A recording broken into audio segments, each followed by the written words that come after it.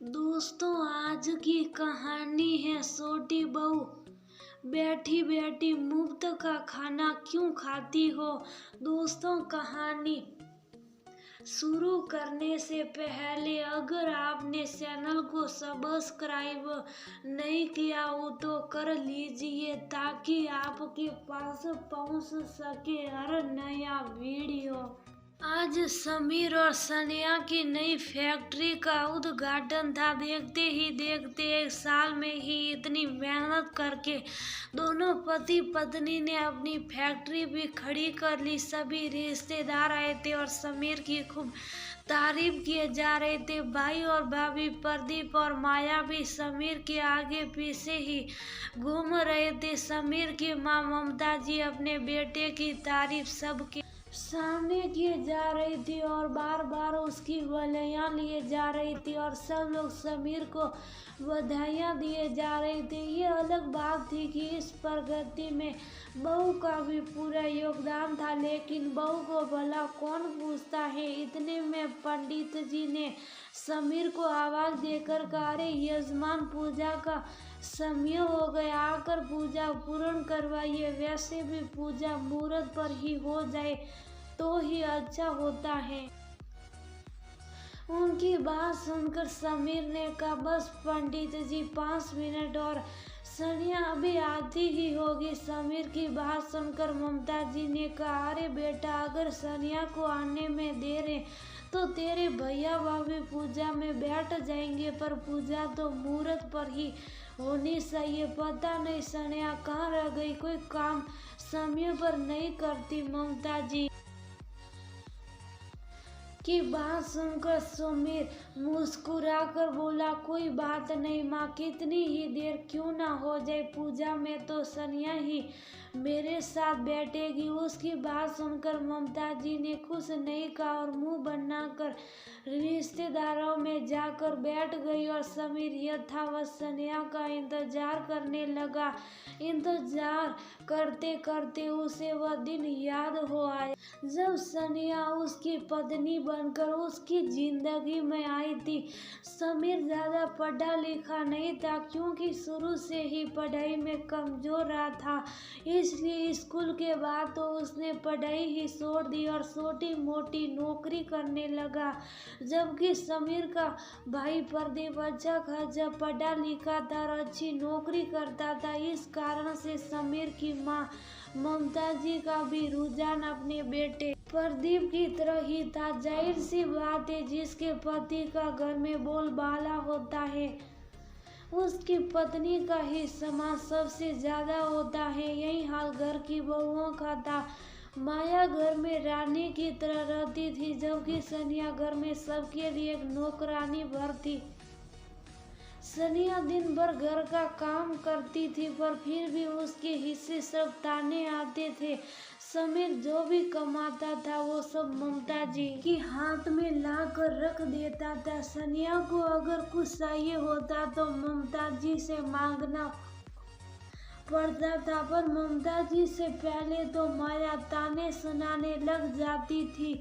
यहाँ तक कि सनिया के खाने पीने में भी रोक टोक थी। माया और ममता जी सनिया के थाली पर नजर जरूर रखती थी कि वह अपनी थाली में क्या क्या लेकर बैठी है और फिर उसे खाते देखकर जरूर बोलती थी, हाँ हाँ, मुफ्त का माल है, उड़ा लो। बेचारा जेठ तो कोल्हू का बैल बना बैठा है, इन्हें क्या फर्क पड़ता है। सनिया का हाथ खाना खाते खाते रुक जाता। ऐसा नहीं था कि समीर को दिख नहीं रहा था।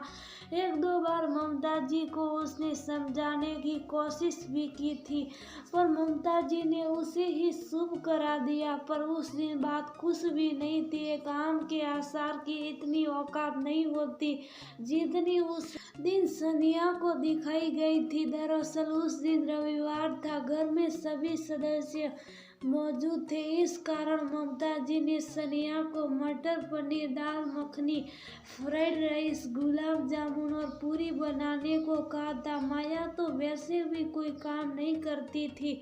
सनिया ने अकेले ही रसोई में सारा खाना तैयार किया। खाना तैयार करके वह गर्मा गर्म पूरी तल रही थी और सब साथ में सबको खाना परोसती जा रही थी। सब लोगों ने खाना खाया, लेकिन किसी ने ये ध्यान नहीं दिया कि सनिया के लिए सब्जी बसी ही नहीं। सनिया खाना खाने बैठी तो उसने देखा कि सब्जी और दाल के बर्तन खाली थे।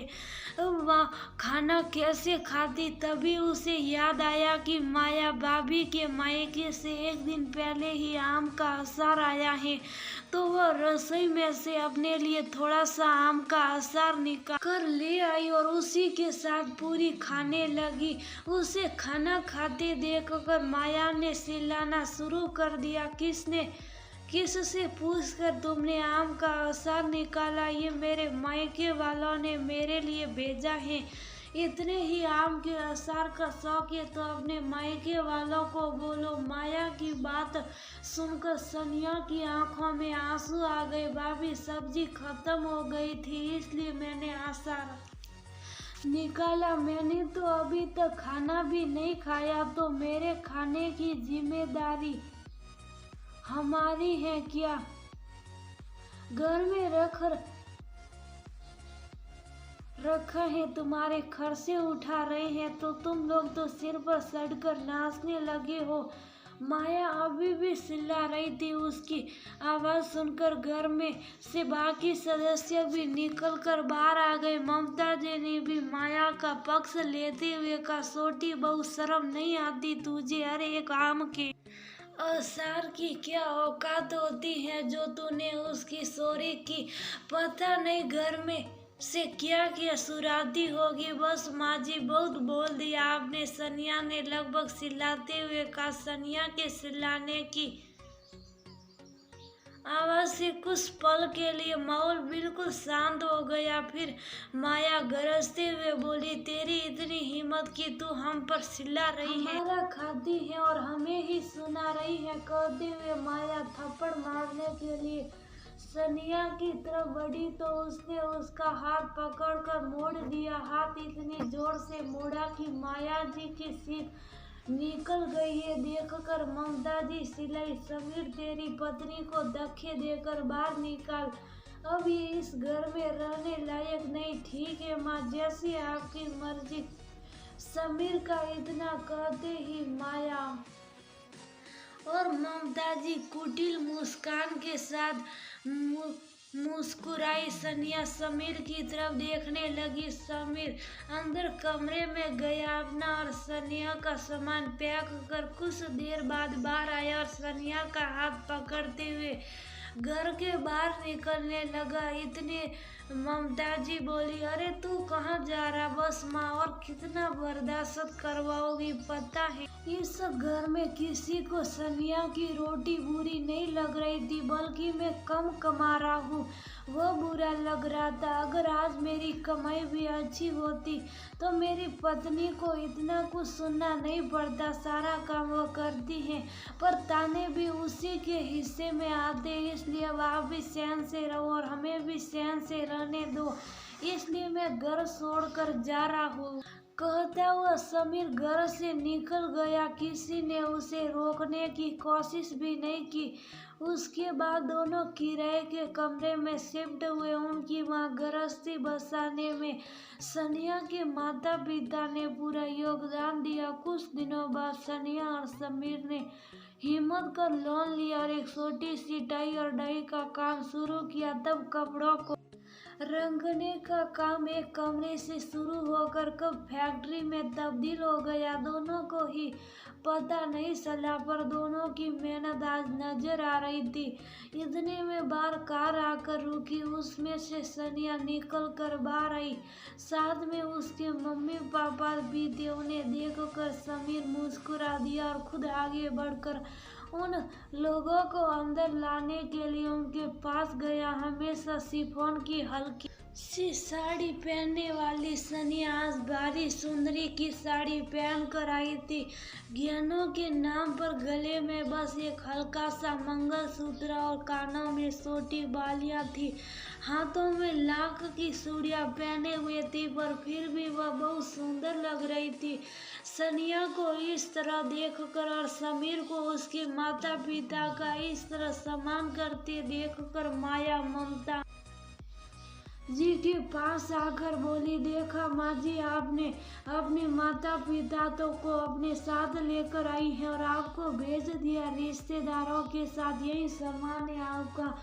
उन बात सुनकर ममता जी बोली, हाँ देख रही हूँ बहू, पर अब इतने लोगों के बीच में क्या बोलूं, कितना ही सम्मान कर लो, रहेगा तो मेरा स्थानीय उषा, आखिर उसके पति को मैंने जना है।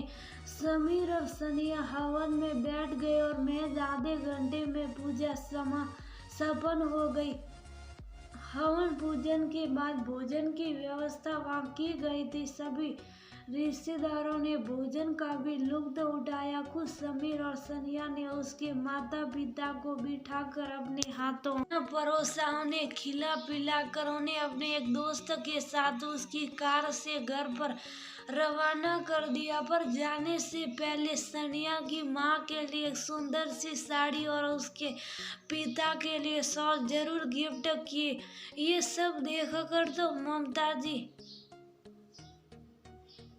और ज्यादा जल भून गई। कई रिश्तेदार तो वहां से चलते बने, अब फैक्ट्री में रह गए समीर, सनिया, ममता जी, माया और प्रदीप। माया ने मौका देखकर ताना मारा, लो भाई, देवरानी तो बनी महारानी अपने माता पिता को ही पूछ रही थी, सास को तो पूछना ही भूल गई। सच काहे किसी ने खुद के माता पिता के लिए ही जी दुखता है, सास ससुर को तो कौन पूछे। इतने में ममता जी ने भी कहा, बेटी के घर से कौन माता पिता गिफ्ट लेकर जाता है, इतना भी नहीं पता तेरे माता पिता को मेरे बेटे का फालतू का खर्चा करवा दिया।